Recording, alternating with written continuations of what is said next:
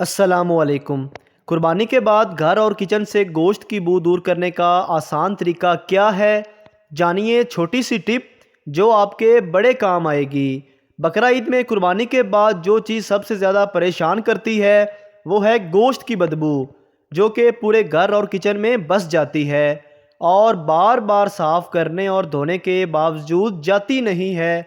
इसीलिए आज की वीडियो में मैं आपके लिए लाया हूँ एक आसान सी टिप जो आपकी ये परेशानी फौरी हल करे और मेहमानों के आने तक आपके घर से गोश्त की महक बिल्कुल चली जाए। घर और किचन की बू दूर करने का तरीका: कुर्बानी का गोश्त साफ़ करने और समेटने के बाद जहाँ जहाँ गोश्त रखा हुआ था वहाँ वहाँ बेकिंग सोडा का छिड़काव करें और 1 घंटे के लिए छोड़ दें। इसके बाद अच्छी तरह ब्रश मारें और सरफ के पानी से धो लें। गोश्त की बदबू मुकम्मल तौर पर ख़त्म हो जाएगी। पकाते वक्त गोश्त की बू दूर करने का तरीका: गोश्त पकाने से पहले इसे नमक और सिरके के पानी में कुछ देर भिगो के रखें, उसके बाद पकाएं। इससे गोश्त की बू भी दूर होगी और वो जल्दी भी गलेगा।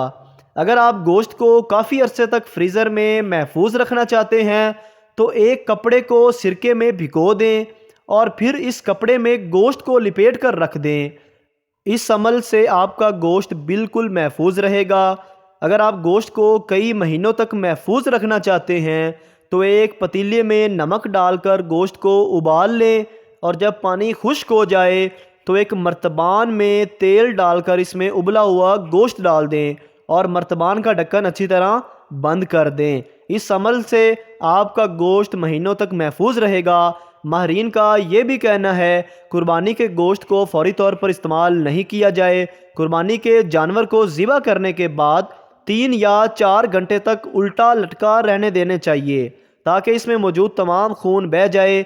इस अमल से गोश्त अच्छा बनेगा और उसका जायका बेहतर हो जाएगा। इसके अलावा गोश्त बनाते हुए इसमें मसाले भी कम मिकदार में शामिल किए जाएं तो ज़्यादा बेहतर है।